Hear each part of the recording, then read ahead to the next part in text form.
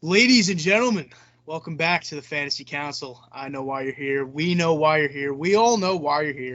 It's for the top-notch fantasy football content, and we will continue to deliver it to you. We got a pretty interesting one this week. Thought of it ourselves, actually, I think. I hope we're not stealing We it. did.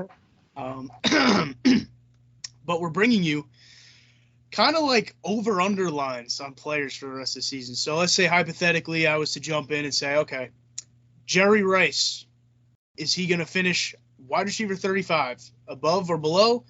And these two smart gentlemen over here, my co-hosts Chris and Miles, are going to tell me their opinions, what they think and why they think it. And hopefully we can take some learning from each other and our takes, and hopefully you guys can get something out of it too. So with all that being said, I'll wrap up the intro. Chris and Miles, how we doing? Doing great. Amazing. Excited for some higher. That's what I like to call it. Oh, you lagged right when you said that, bro. Damn You did. Yeah, it's fine. Excited for some higher lowers. Well said. All right. I will say something quick. Said it in another video, but I'm a little sick, so if you see me sniffling with my tissues, whatever, I apologize. Gross. It's just not what you want to see, ladies and gentlemen. But All right. Who wants to kick us off? Kick it off. Who am I going to choose to go first? I choose Chris. I love going first. Okay. My first guy, we're starting off for the quarterback position. We're going to go all three of us, QB, RB, receiver, tight end. It's going to be CJ Stroud. My over-under line is going to be QB 12. And just to kind of give you guys a little info on him, 6-0 TD to INT ratio. Last 3 games, 20-plus points. Love that Bobby Slowick, Texans offense. And, QB 12, higher or lower. What you guys thinking? What are you, Miles? QB 12. For a rookie quarterback, that would be very impressive. And I am going to say higher. I think he can do it. Dude, I think he can do it. I mean, he's looked great so far this year. I mean, he's breaking records with his numbers. And he's not really shown any sign of slowing down. So, and these receivers are only going to get better as time goes on. Their connection's only going to get better. So I like Stroud. I think he could finish as a top 12 guy easily. I mean, his last 3 games above 20 points every game. So. Yeah, CJ Stroud is averaging like over 300 passing yards a game, which is on a very thin list. Actually, I don't know if anyone else is on that list. I think Cam Newton is probably above him on that list. Either way, there's some very respectable guys on that list. And while I was going through it, I think I saw a list. It's kind of the guys who've been throwing for 300 yards per game over their first 4 games. CJ Stroud is the only one of those guys who has not thrown an interception. So pretty impressive stuff from CJ Stroud. As far as the QB 12 line, it's a pretty good line. I think he could finish as the QB 12. I'm going to go ahead and also take the higher on this one. I think QB 10, QB 11 is right in his range of outcomes. He's kind of one of those guys who doesn't give you a crazy rushing upside or anything like that. He can run a little bit, but he's more like one of those Joe Burrow type guys who's just a very good NFL quarterback, passes for volume, passes for touchdowns, doesn't make a lot of mistakes, not a lot of turnovers. And if he's going to give you a good game every week, which it kind of looks like he is, he's one of those guys who's just going to get it done every week and give you a good floor every week. I think it's pretty easy top 12 QB finish. Yeah. I mean, we'll see what happens. I think I'd take the higher on my end too. It's close. He's a rookie, et cetera, but he's looked great. I could be tripping here, but I'm pretty sure he has the most passing yards through 4 games out of any QB. I don't know about ever, but it was Cam Newton's first. It is Cam Newton first? Yeah, I saw that. Yeah, but I think he is second though. He's second, okay. But he's the only guy on that like top 5 list who hasn't thrown a pick. Like everyone else has a pretty shaky like touchdown interception ratio and stuff like that. He's been crazy, and he's doing it with not a great O-line too. Yeah, some banged up guys too. But yeah, I mean, that offense, they're gonna pass a lot. Probably good game scripts. I love it. I think a little higher. Definitely a good number still though. But yeah, QB is QB1. So. All right, you want to go, Rob, or do you want me to go with mine? I'll go with mine real quick. All right. I'm gonna bring it out here to San Fran. We got a guy who just won a QB battle this offseason between him and Trey Lance. And I guess Sam Darnold too for whatever's sake. I guess it's my champion. well, anyways, bring it out to the West Coast. Brock Purdy. He's currently the QB 11 in fantasy. You know, he's dishing the ball around. He's in a great offense. Does Brock Purdy finish as a top 10 quarterback? Now, I love this, Rob. You know I love Brock Purdy, dynasty owner, Mr. Relevant, last pick in the draft. You can't help but root for him. Undefeated in the regular season. He has looked amazing. His last game against the Cardinals, he had 1 incompletion. He was 20 for 21. Crazy. He has played very well. Perfect for the Niners. QB 10, though, I'm going to have to take lower. I just don't see the upside. Like, once you get to QB 10 and up, that's kind of the quarterbacks that have more upside, that can have bigger weeks. I just don't see Purdy having, like, he'll be very consistent. I think he's right around that. Yeah, he's a floor guy. He's a high-end QB2, a low-end QB1 on his good weeks that you can plug into your lineup, and you don't have to worry about him killing you on your week, but he's not going to win you a week. So I think he finishes just below that QB 10, so I'm going to take lower. Yeah, I agree. I do think he's right around there, but he's a floor guy. I think some guys can have bigger weeks. They kind of add up to averaging more. Purdy's he's a fine, like, very low end QB1, right around. I think he finishes in that QB 12, QB 13 range. So yeah, I'm going to take the lower as well.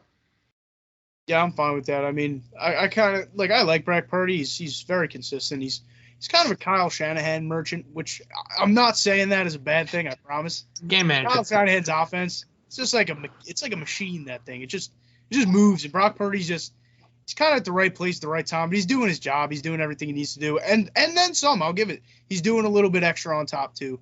He's a good player. From what Kyle Shanahan's asking him to do. But I agree. Probably top 10's a little bit of a stretch.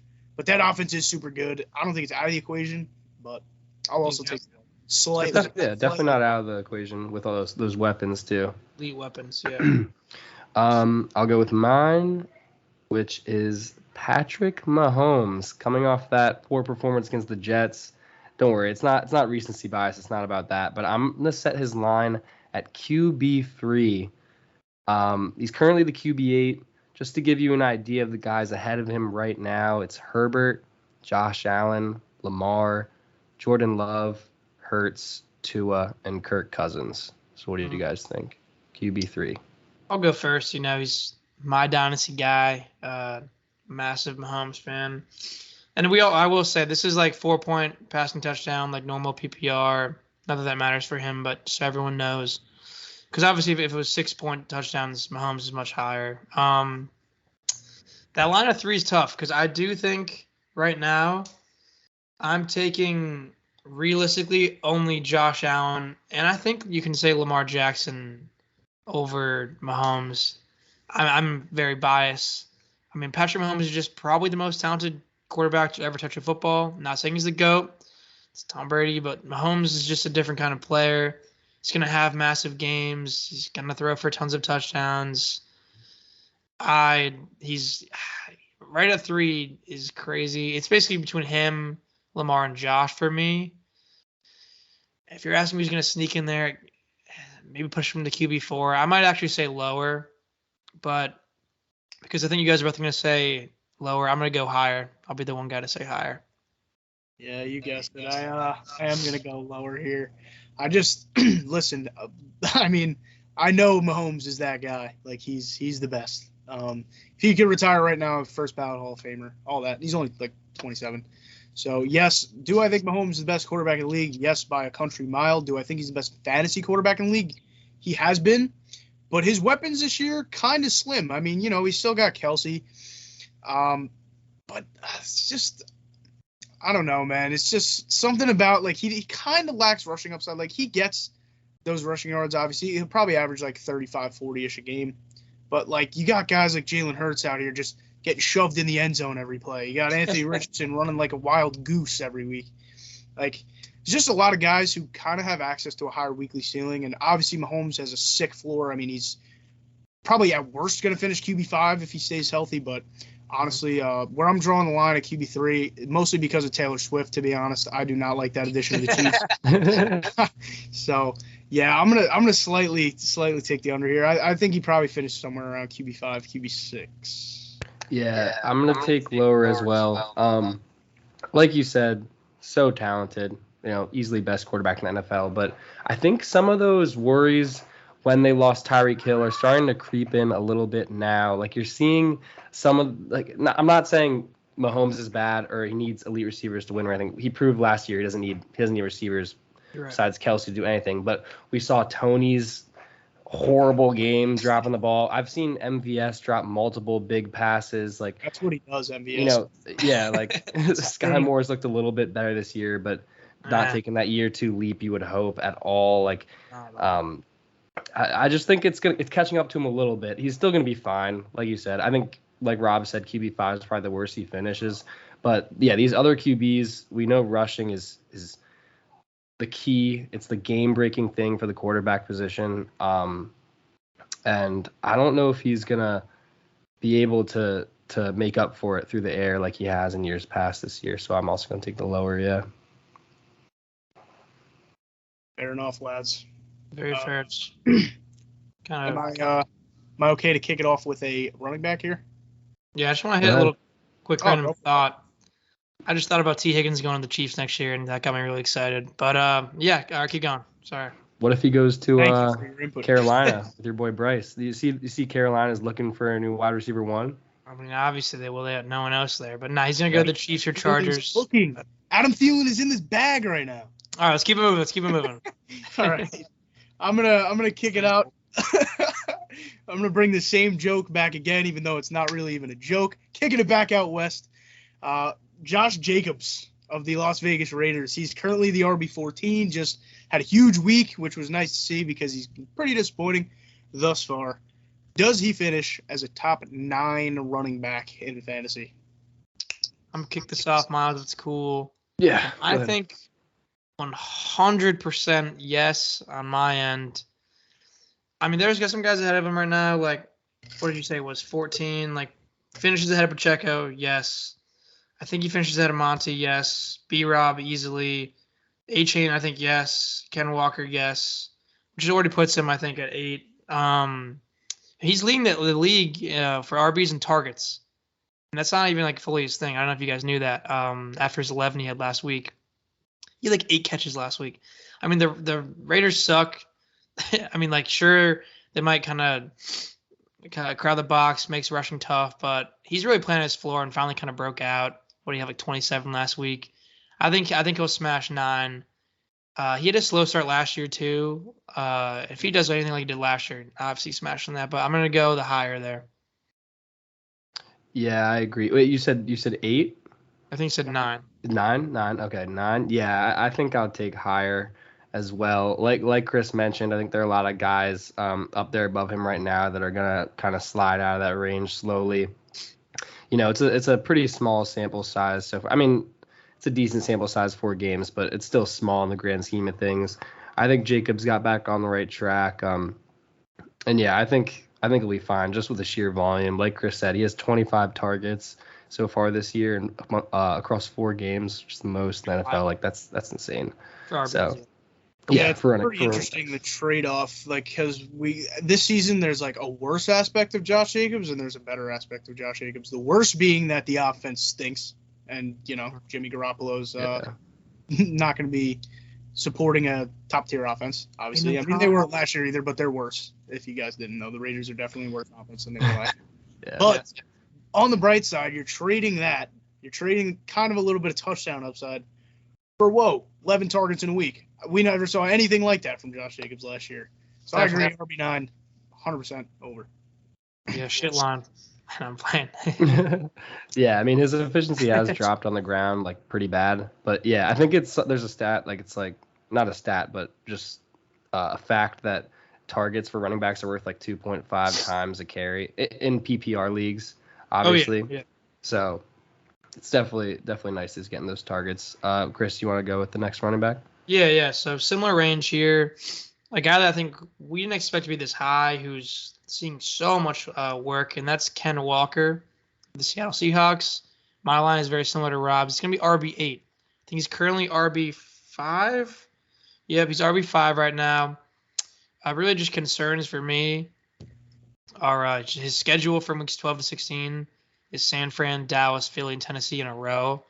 And while it's kind of weaker now, and I think you could really exploit these next few weeks, I think that's obviously going to be a very tough stretch. But yeah, Ken Walker, RB8, what's your guys' thoughts? I'm going to just take the lower on that one. I mean, a lot of his production has come from scoring touchdowns so far. I mean, he's not too prominent of a pass catcher. They get him involved. They do, but I mean, Zach Charbonnet, from a snap percentage standpoint, is getting also more and more work every week. He's seeing the field more and more. It's not like a huge hit to Ken Walker's workload what Charbonnet is doing, but you can only assume they spent the second-round pick on him, and Charbonnet looks okay. So I mean, you'd only assume that they try to take some tread off Ken Walker's tires, get Zach Charbonnet more involved down the line. But yeah, most of my doubt of him finishing top 8 kind of comes from how many touchdowns he scored already. I think he had a 3-touchdown game, like a 2-touchdown game. So I mean, 2-2 and was it 2-2? Okay, sorry. Yeah. About that. He's scoring a lot of touchdowns, regardless, however you want to put it. But obviously, I mean, Seahawks offense is pretty good, but all those touchdowns usually don't hold up over the course of the season. I mean, if he was scoring touchdowns and could be scoring touchdowns right now, he'd have probably the most rushing touchdowns in a season in NFL history, and I don't think that's going to happen. So with that being said, I'll take the lower on RB8. I do think he probably finished. He finished one, I think, probably back in RB1, but I don't know about RB8. Yeah, I'll take the lower as well. I don't think it's going to be a crazy fall off, but like you said, I think there'll be some touchdown regression. He is scoring a lot right now, the 5 touchdowns, and he really wasn't a great goal line back last year, which he's had more success with it this year, but I don't know if it'll carry through the whole season. That's one of the reasons why they brought in Charbonnet for the goal line and the passing work. And like you said, I think Charbonnet will also get worked in more as the season goes on. I don't think it'll be a huge issue for Kenneth Walker because he's still got that big playability, but I'll take the lower as well. I think it'll be a back end RB1. Yeah, I disagree with you guys straight up. I mean, he's getting all of the goal line work right now. Yes, he's scoring. Yes, that's not going to be there the whole year. But he also hasn't had his huge plays, which is kind of what he's known for. So I think that kind of balances out more than we think. Also, just looking at the RB landscape, I don't think there's 7 guys that finish ahead of him. I mean, I'd have to look at it, but just me looking at it now, I think his floor, and barring an injury, is RB8. So I'm going to go the higher and take that route. It's interesting. Yeah, I mean, I could see it. I guess it's tough with guys like Eckler and Saquon missing as much time, and they already have, Chubb being out for the year. There are a lot of guys. I guess there is more room for him to finish in that top 8 more comfortably. But yeah, that's interesting. All right, are we good for the next player? Yeah, we got some wideouts now, do we not? No, I'm gonna go into my running back first. Oh, sorry. So my running back is David Montgomery, Detroit Lions. My line is going to be RB15. I'm gonna give you a couple tidbits of information here. He's currently RB10 with a game missed. He did miss that one game. And Jamal Williams, in a similar role last year, finishes the RB13. And then I just wanted to compare him to Jamal Williams because he's kind of, that's what we compared it to this year, him taking over the Jamal Williams role, which honestly, I think he's taking up a bigger role than Jamal Williams did. So if you took out, expanded his stats over the full 17 games, in the first 3 games, he would have more attempts, yards, and touchdowns than Jamal Williams had last year by a lot. 391 attempts to 262. 1,484 yards to 1,066, and 28 touchdowns to 17. Now, even if you factor in the game he missed, you say Montgomery played 4 games, even though he missed a game, he would still have more attempts, 293 to 262, still have more yards, 1,113 to 1,066, and still have more touchdowns, 21 to 17. So I just thought that was interesting when I looked at that. There were some wild stats. I mean, he's been on a pretty, I would say, unsustainable pace. Every week, it's buy low Gibbs. He's going to have more carries, more look. And then what Monty have after being out a week and being questionable as ever? 32 attempts. 32 attempts. I mean, he signed that 3-year deal. I mean, it's probably, I think it's more front loaded. They can get off it. It's more guaranteed money in the earlier years. So they're going to run to the ground like he's been doing. You would hope after them using the 12th pick, Gibbs gets more involved, but if the Lions RB15, that's what you said, 15? What's he at right now? RB10. 10 with the missed game. The safe answer is just to go higher, I'd say. I think that's where I'm gonna go on my end. I just think he gets in the end zone like Jamal Williams did last year. He's doing it again. It shows that it's less fluky, I'd say. The Lions have a good offense, so yeah, I'm gonna go higher. Yeah, I mean, you just gave me a bunch of stats that I did not know. Basically, with comparing this Jamal Williams, Dave Montgomery thing, it did not change my answer. However, I was gonna go higher anyway. I promise. But Jamal Williams was a borderline top 15 running back last year, was he not? RB13 last year. He was a top 15 running back last year. Yeah. So obviously, with the stats that we just heard, and obviously kind of just knowing that David Montgomery is a better running back than Jamal Williams, and that the Detroit Lions offense is a better offense than they were last year, all things considered, I think top 15, if he stays healthy, is pretty much an immortal lock at this point. I think there's no way he finishes under the RB15 unless Dan Campbell just wakes up on the wrong side of the bed one morning, or I guess for fantasy managers, maybe the right side of the bed, and is like, hey, maybe I'll actually use Jahmyr Gibbs this week. Unless that happens, which it doesn't look like it will, I think David Montgomery top 15 is pretty surefire if the guy's staying healthy. Yeah, I'm gonna go higher as well. So since those were pretty comfortable hires. What about RB12? What would you guys do? Higher, still. That's tough. I mean, I have to look at the list. Like, who finishes higher, you guys? Swift or him? Like, who finishes higher, James Cook or him? I think he finishes higher than both of them. Yeah, I think that's kind of the debate. Like, there's a lot to do. I think Cook is a safer option. He just kind of gets it done every week. Yeah, it could be a bumpy ride with Monty. Monty had 3 touchdowns last week. Like, exactly, it's close. It's honestly, it's tough to say. But let's get into the receivers. Then we got to speed this up a little bit. Yeah. All right, I'll kick you off here. Wide receiver who has been very not fun to have on your fantasy team this year because you probably drafted him assuming he'd be a pretty solid wide receiver too. I'm going to kick it off with Amari Cooper of the Cleveland Browns, who is currently the wide receiver 31. Deshaun Watson has looked okay, maybe getting a little bit better, but Amari Cooper just has not been getting it done on a fantasy standpoint. He's currently the wide receiver 31. Does Amari Cooper finish as a top 20 wide receiver this season? I'll start us off. Looking at the list here, and the receivers is obviously way more like depth than running back. 20s, it's a wide receiver 2, lower-ish end, but still a great asset, very valuable. Like right now, wide receiver 22 is DK Metcalf. Jamar Chase is 21. Probably that's likely to change, but just looking at the landscape of stuff, I do think, I mean, Amari Cooper was great with Deshaun. Deshaun looked like he was improving until he obviously didn't play last week. We'll see how much the injury affects him. I think Amari Cooper, that's a really great line, Rob, looking at this now. But I do think Amari Cooper has one more very good season left. I think he's looked great, has a great target share when it's with Deshaun. So I'm going to hit a higher with Amari Cooper, but very, very close. I wouldn't be surprised if he was like, wait, you say wide receiver 20? Yeah. I wouldn't be surprised if he's like 22, 21, even 20, but I'm going to say he could get in the top 18 to 19. I'm going to go higher.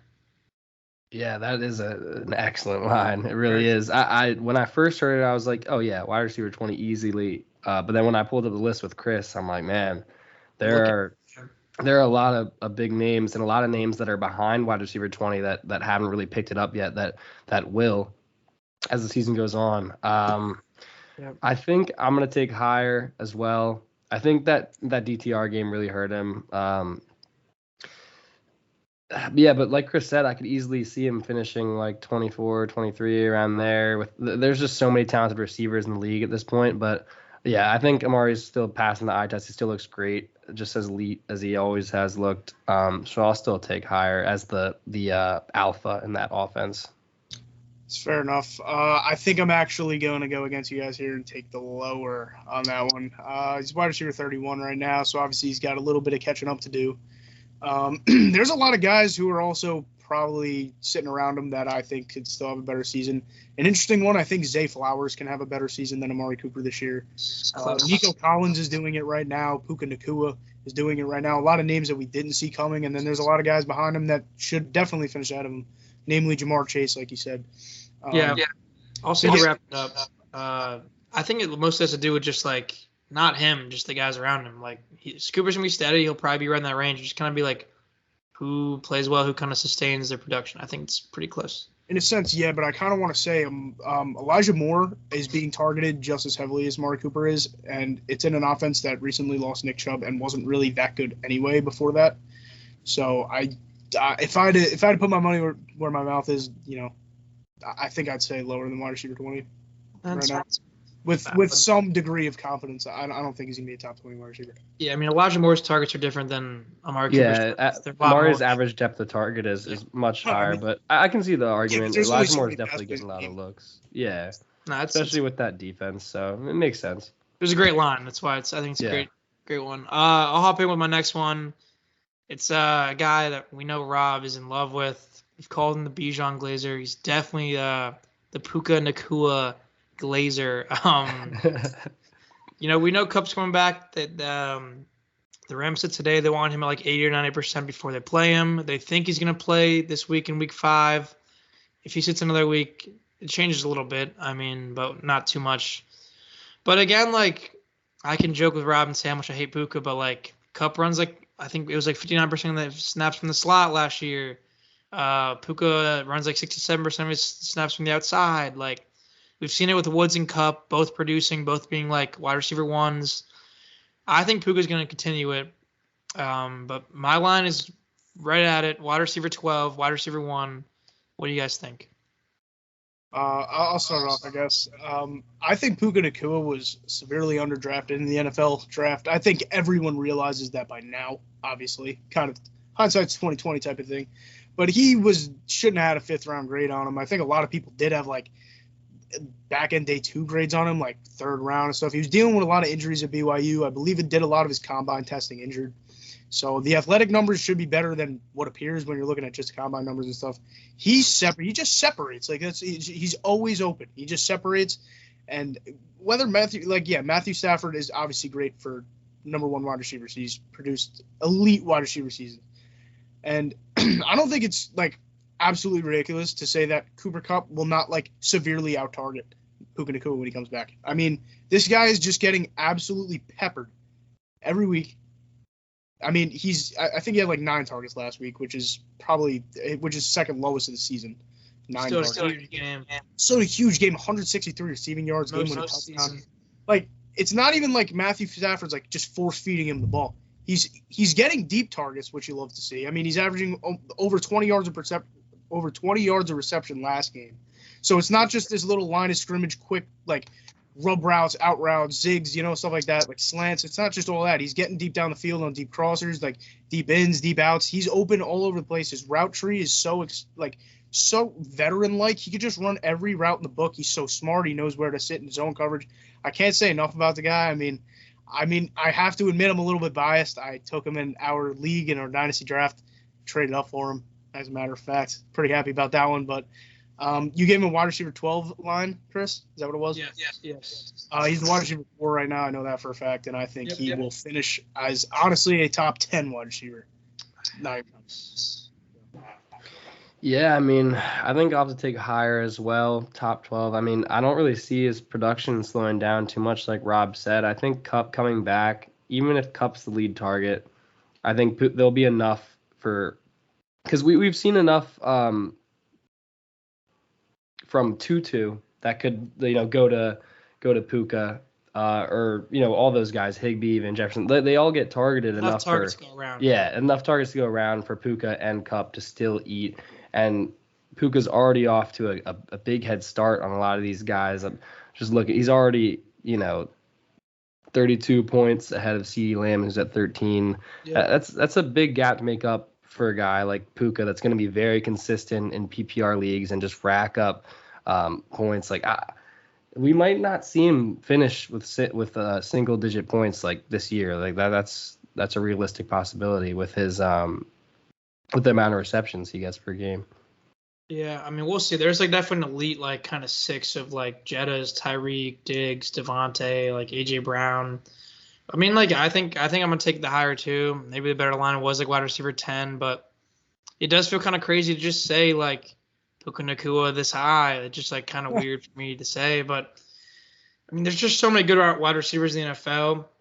It wouldn't surprise me if Kupp kind of hurt him an okay amount where like he did finish as like a wide receiver even 15. That wouldn't be like surprise me. It's in the range of outcomes. I just think it's more likely that he sustains enough to finish in that range. So I'm gonna go higher as well. Yeah, just if I could add one little thing. Puka Nacua, out of the top 4 wide receivers, I'm not sure if anyone in the top 4 has less than 3 receiving touchdowns, and Puka Nacua only has 1 that he caught his first last week. So he actually has due for positive touchdown regression, especially with the volume he's getting. And if he was scoring as many touchdowns as these guys, I'm pretty sure he'd be the wide receiver 2 in fantasy. If he had 2 more touchdowns, I'm pretty sure he's the wide receiver 2 in fantasy. I'm almost positive he's been tackled at the 1-yard line. I know once in week 1, but it might have been twice throughout these 4 games. Yeah, if you added 2 at the one last game too, and Matthew Stafford just missed him on a 50-yard touchdown in week 1. Well. Yes. If you added 2 touchdowns to his fantasy points, he would be the wide receiver 1, 4 points ahead of Justin Jefferson. Can you just fact check real quick? Is there any wide receiver in the top 4 that has less than 3? Like besides, like any wide receiver in the top 3? No wide receiver in the top 7. And no how many wide receiver in the top 7? 3, 3, 4. Puka at 1, 4, 3, 3 for the top 7. I mean, I think the writing's on the wall. I think Puka Nacua is a top 10 wide receiver. All right, yeah. Let's move on from Puka though. We love him. All right. Yeah. I'm going to go with mine. We'll try to speed up a little bit. Calvin Ridley, wide receiver 15, higher or lower. He's currently the wide receiver 37, someone we all liked coming to this year and liked, especially after week 1. He's currently averaging 12 points per game. What do you guys think? Wide receiver 15? I'll start off just to be quick. I'm going to go lower. I love Calvin Ridley, huge week 1, but his target share has been like it was 6% last week. Obviously, AJ Terrell, tough matchup. T-Law didn't even look at him, but I just think there's 15 guys better than him. They're going to finish higher than him. I think he's a buy low guy for me. I think a fringe wide receiver 2. He's going to have his big weeks. He's an alpha talent, but I think there'll be 15 guys that I can just count on to bet will finish higher than Calvin Ridley. Yeah, I can't disagree with that at all. I mean, he's wide receiver 31 right now. Was it 31 or 37?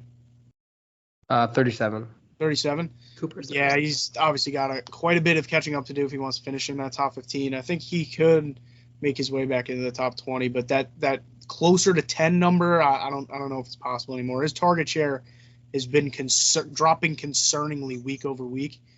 I don't think it's going to stay this low. I think he's a guy that you'll have no problem starting in your lineup every week. I think he'll do better than he's doing now, but I think that week 1 production, I mean, he'll have a couple more big games, but we saw week 1, we were like, all right, like a lot of people were reacting in the fantasy community, like lock this guy in as wide receiver 1. Right. I was a little more hesitant to say. Yeah, I was a little more hesitant to say something like that. I didn't want to call him a sell high, but I wasn't totally convinced after week 1, and obviously the production has fallen off a cliff since then. So yeah, I'm also going to take the lower for sure. I think it's pretty easy. Yeah, I'm going to take lower. Maybe it wasn't the best line by me, but yeah, we've seen Christian Kirk be super involved since then, and I think T-Law is just a good enough quarterback to spread the ball around. I mean, they got a lot of capable guys with Ingram and Zay Jones. They got ETN out of the backfield. So they just got a lot of talented players. I think, Ridley will have his sporadic big weeks, but I think it'll be a lot less frequently than we'd hope. Yeah, I was actually looking forward to like more consistency rather than boom bust from Calvin Ridley, and I think it's going to be quite the opposite of that. I think so too. Yeah. Definitely some huge games coming. Hopefully he gets it more on track. He has dropped he dropped a touchdown each of the last 2 games, not including last week, week 2 and 3. So if he had those 2 touchdowns, he still has decent targets. We'd be talking about him a little bit differently, but definitely not like that elite guy we thought from that first week. All right, so that'll take us on. This is a very painful one for me. I'm gonna go Atlanta tight end Kyle Pitts, man, generational talent. I will let this guy die on my dynasty roster. I don't really care. But is he finishing he's currently the tight end 29? Is he finishing as a top 18 tight end this year? I'm gonna hop in and just say lower right off the bat. Hate this guy. I gave him one more chance this year. Drafted him in redraft in a couple spots. I don't know why. Nothing really changed. I just felt like maybe they'd be smarter, get him more involved. Man, I hope he gets traded. I hope he gets traded so bad. But I'm literally dropping him for Jake Ferguson in one of my leagues this week. Oh, yeah. So I'm going to hit lower in wide receiver 18. This is just a team that's not going to pass the ball as much as we'd hope. Pitts clearly isn't one of the focal points of their offense. They're going to run the ball until they die, and that's that. He's going to have one big game that's going to be like maybe he's back, but nope. Just don't mess around with it. Yeah, I'm going to go lower. 18 yards the next week. Yeah. He needs to be traded, but until then, like Jonnu Smith, you could argue could potentially be in that range. They're probably going to have the same production the whole year. Johnny Smith had like 95 yards last week. Arthur Smith just doesn't care about his high draft capital involvement guys. Obviously, you see with Drake London. He just loves his scheme. He loves running the ball. I'm going to go lower. I hate Kyle Pitts. Pisses me off. Yeah. Yeah, I mean, I love Kyle Pitts, to be honest. I really do love the player. I think he has just him in general. If he's in a place with passing volume and a competent quarterback, because Desmond Ridder is the worst starting quarterback in the NFL. There's no doubt about it. I'm sorry. Probably. He's almost as bad as Marcus Mariota was last year. I will spare him this. He's not as bad as Marcus Mariota was last year, but he's pretty close. Like, it's not that different. And I'm sorry, that is very disrespectful to say about any starting NFL quarterback. Sure, he's a great dude off the field. Sure, he's a cool guy, but he is not an NFL quarterback. He's just not. He doesn't look like one. He doesn't play like one. He doesn't produce like one. And his wide receivers, if I was in that Falcons, like just receiving room, tight end room, anywhere, I would be so mad about why my talent is being wasted. Kyle Pitts is playing offensive tackle when he's on the field. I mean, he's running a lot of routes, but like they just don't even look at it. Like, it makes no sense. And when they do look at him, Desmond Ridder's sailing the ball over his head or spiking it like 10 yards in front of his feet. I feel really bad for Kyle Pitts. I freaking love the talent of Kyle Pitts, and I think one day we will be talking about him in a different light. I really hope. But like over the past 2 seasons, it has been so frustrating to watch. Just makes me angry. Like, Kyle Pitts was drafted 4th overall, produced crazy numbers in college, crazy numbers at the combine. He's got a good head on his shoulders, and he's just coming out every week dropping 5 points in fantasy or less. 1,000 yards first year, I think, too, didn't he? Yeah. Oh, yeah. Second most receiving yards for a rookie tight end in NFL history behind Mike Ditka. And then he just completely, like, is a non-factor ever since. I mean, Arthur Smith's got to figure something out. I do not know how Taylor Heineke is not the starting quarterback of that team yet, because Desmond Ridder, I'm sorry, like, it's not like you're sitting around waiting for him like a Zach Wilson type of developmental guy. Like, Desmond Ridder does not have high upside athletic traits. He does not have a good arm, and he's just not good. Like, I'm really sorry to say it. Desmond Ridder, if you're watching this, I apologize for slandering your name, but oh my God, you are killing these Falcons wide receivers, and Arthur Smith needs to figure something out, because this is borderline unacceptable. I hate this. Arthur Smith doesn't care about our fantasy teams. He doesn't care about his own team either, apparently, because he's still the starting quarterback. Really? So, I mean, I don't really know what he's doing on the real field either. I mean, yeah. I'll hop on my next. That was a rant right there. I feel your pain, man. That was a classic Rob rant. Final answer lower than tight end 18. Probably a lot of these to come. Ridder was made a 3rd round pick. I saw some highlight tape. 30. I saw some highlight tape of like him being open and all these plays being missed. It was hilarious. But all right, let's move on. I'll hit us with a giant here. It's gonna be Darren Waller. I was debating between the tight end 9, tight end 10 range, just because I think there's kind of like a fall off after like 7-ish. He only has one game of 7 points, decent target amount, but like the Giants just suck. We saw it last night. They're terrible. He was open on that touchdown or that pick that Daniel Jones threw, but like he's an interesting guy. He's currently the tight end 12. I'm gonna set my line at tight end 9. What do you guys think? You can go first, Miles. Tight end 9. I was hoping you didn't put it there. That's tough. I was hoping you said like 10 or 12, because that's an easy hire for me. Tight end 9 is tough. I think I'm gonna go higher. I think he still has the upside, and we can't forget about what he was doing in camp. I mean, Daniel Jones and him had a connection. You gotta think Dable figures something out with this team. There's no way. I mean, I hope there's not a way they can look as bad as they have through these first 4 weeks. They haven't scored a touchdown at home yet. It's brutal. You have to think they'll figure something out. They'll get the Waller's their best receiver right now. They got to get the ball in his hands somehow. I think it'll work out. I hope it'll work out. But right now, I don't think you can start him. But I think things will turn around. I think he'll finish higher. Yeah, I mean, I just had a pretty lengthy rant about Kyle Pitts, so I'm gonna keep this one short and sweet. I'm a Giants fan, by the way. So I'm gonna try not to rant here. I'm not gonna rant here. Okay. I'm just gonna take the lower.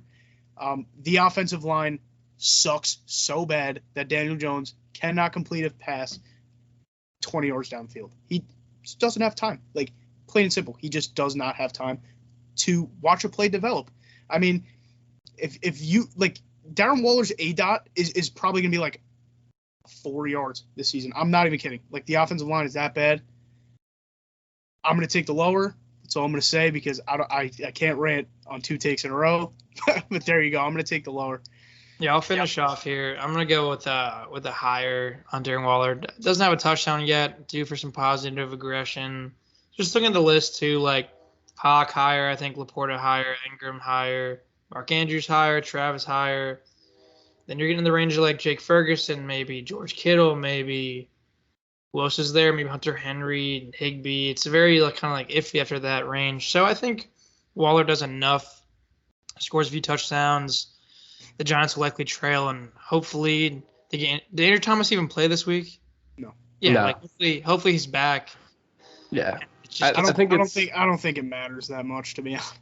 I think that he'll finish higher than 9, though. I think that's just the next. Yeah, like he's 12 right now, and the Giants have started the season literally the worst possible way they could. So I think, yeah, and I was looking at those names, Chris. I think there are better days ahead for Waller for sure. If the line should get a little bit better, hopefully. But yeah, I agree. I don't know. Maybe my judgment is clouded based on what I saw last night, but I can't see it happening. I mean, Andrew Thomas coming back he just does not have time to throw. He got sacked 11 times by a defensive line that has not a single notable starter on it. The offensive line is literally 5 revolving doors when Andrew Thomas is not in the lineup. When Andrew Thomas is in the lineup, it's 4 revolving doors. One guy can make up an entire All right, let's finish up, Miles. All right. Yeah, let's cut off. Cut me off. All right. Yeah. So the last tight end, Dallas Goedert, and set the line at tight end 12. He has been really disappointing so far, currently tight end 30, but he's only 8.5 points behind Waller at tight end 12. So that tight end 12 to tight end 30 gap is not as large as it seems. Tight end 12, higher or lower? Here, Rob, you can go first. Yeah, I think actually I didn't really think much about Goddard. I think he's a guy who will finish ahead of Waller. I mean, just substantially better offense. It's one of the better ones in the league. I think he's like kind of borderline almost as talented as Darren Waller. I mean, yeah, there's more competition for targets, but I mean, just the difference in the offenses and, the way the tight end landscape is, how once you get to that back end tight end 1 range, it's very close. Like, I think last year probably the difference between like tight end 5 and tight end 12 was probably about 25 points. So yeah, I'm going to take the higher for sure. I think on Dallas Goedert, I think he finishes around tight end 9, tight end 10 this season. I think he'll pick it up a little bit, and I think he'll finish ahead of Waller. What was the line, Miles, again? It was 12? Tight end 12, yep. I'm going to go higher as well. Also due for some positive touchdown regression. Also looking at his stats last year, it's the same exact offense. He had much better games. I mean, he was pretty consistent those first 5 weeks. Got hurt for a little bit, but he has even had some boom weeks. I think for sure some positive touchdown regression is due. I think he'll get in the end zone. I think he'll have a little bit more of these kind of solid enough games to rise him up those ranks. Like you said, he's only, 8 points away from Waller at 12. Yeah. It's just such a clouded area. And I think he'll have a better chance than most of these other kind of guys in weird situations. He had a good playoffs, too, last year. He's relied on when the games matter. Eagles kind of have a roughish schedule, so I think that kind of benefits him. So, yeah, I'm going to go higher on that 10 and 12 as well. Yeah, I'm going to go higher as well. Goddard's always kind of been, or not always, but last year was kind of Hurts' safety blanket. He likes going to him. It's a guy he likes. It is a little concerning the way he started, but, yeah, I'm not too too concerned. I think he'll still finish above tight end 12. He's super talented. Positive touchdown regression, like you guys said. I don't think there's much to say on it. I would be disappointed with the way he started, but it's a small sample size, 4 games. I think things will get better. Yeah, that's the thing about those tight ends, and that just tight ends in general. Like tight end 30, if Dallas Goedert has even a 15-point week next week, he's probably like just a tight end 1 again. So yeah, I mean, it really doesn't take too much. I think Dallas Goedert pretty much. I don't want to say a lock. Obviously, it's not a lock, but I think there's a pretty strong chance he'll finish as a top 12 tight end. So I'd bet on it. I good. Alrighty, that was quite the over/under video right there. Got a couple higher, lower. Hobby rants for you there. Yeah, a lot of rants in there. A lot of things discussed. It ended up being a long one. Maybe we'll split it 2. We'll see. But Yeah. All right. Well, with that all being said, excuse me. I hope you guys learned something this week. I think we came at you with some interesting lines, some challenging decisions, and I guess we'll wrap it up. So we'll see you next time. Please comment down below if you disagree with any of our takes, and please like, comment, subscribe. Obviously helps us out. So that all being said, adios. Peace.